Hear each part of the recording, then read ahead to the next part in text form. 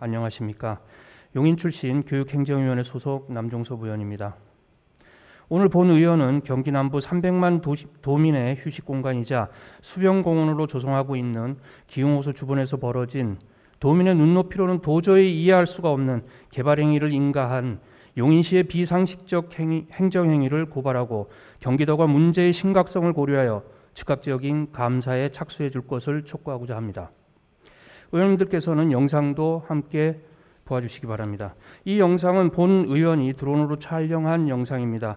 보시는 것처럼 기흥터널 위 산 정상부가 파헤쳐져 한눈에 보아도 위험천만한 상황이지만 이러한 무절제한 개발이 용인시 승인 아래 버젓이 진행되고 있습니다.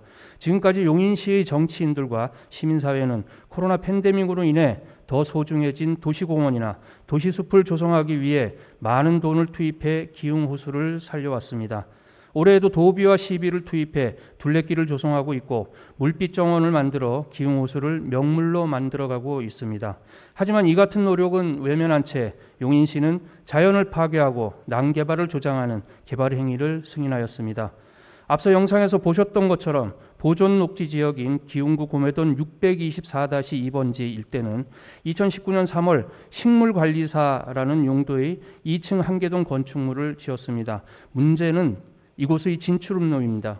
기흥터널은 1,400m에 달하는 경기도에서 네 번째로 큰 터널이고 항상 80km 이상의 빠른 속도로 차들이 오고 가는 곳입니다.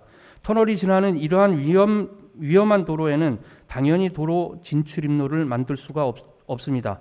기흥터널 관리를 위해서 사무소는 반드시 필요했기에 관리사무소 직원의 공공업무를 위한 진출입로만 설치되어 있었습니다. 그런데 개발업자인 농업법인회사는 2019년도에 식물관리사 진출입로만 쓴다고 하며 공공목적으로 만들어 놓은 도로 진출입로에 대한 도로 조명 효과를 받아내더니 이듬해인 작년 7월에는 용인시의 호수관광농원 개발 사업을 하겠다면서 식물관리사 옆에서부터 기흥터널 상부 윗부분과 기흥호수까지 구매동 624-3번지 외 10필지에 대한 개발행위 허가와 산지 전용 허가 등을 신청하였고 이 말도 안 되는 개발 사업은 작년 12월 용인시의 승인을 받게 되었습니다.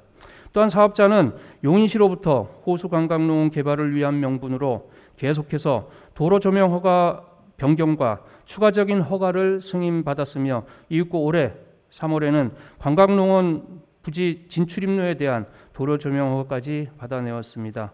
이 같은 말도 안 되는 개발 사업에 대해 시민들께서는 이구동성으로 말합니다.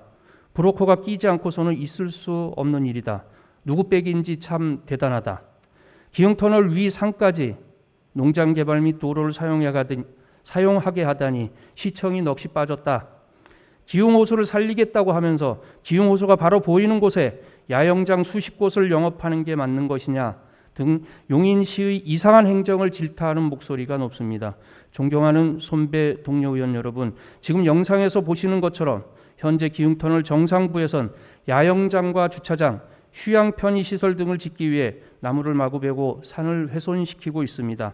당장 이번 장마철에 폭우가 내리기라도 한다면 토사가 유출되어 터널로 흘러내리고 이로 인해 큰 교통사고로 이어질 것임이 불보듯 뻔한 상황인데도 개발은 진행 중에 있습니다. 더 큰 문제는 개발이 완료된 후입니다. 기흥터널 위에 위치한 야영장을 이용하기 위해 짧은 진출입로를 이용하려는 차들이 급하게 속도를 줄이거나 길게 늘어설 것이고 이는 기흥터널 내 상습적인 교통사고로 이어질 것입니다. 도대체 왜 개발 사업자는 이런 위험천만한 곳에 영업을 하겠다고 하는지, 개인의 이기주의도 문제지만 용인시 역시 한치 앞을 내다보지도 못하고 이러한 기이한 행정을 하는지 시민의 눈높이에서는 도무지 알 수가 없습니다. 이에 본 의원은 지금 벌어진 이상한 행정행위에 대해 경기도가 즉각적인 감사에 나서줄 것을 요청합니다. 감사를 통해서 지금이라도 부적절한 행정행위를 취소하지 못한다면 이는 두고두고 큰 화를 부를 것이기 때문입니다. 새로운 경기, 공정한 세상은 슬로건만으로 이룩되지 않습니다.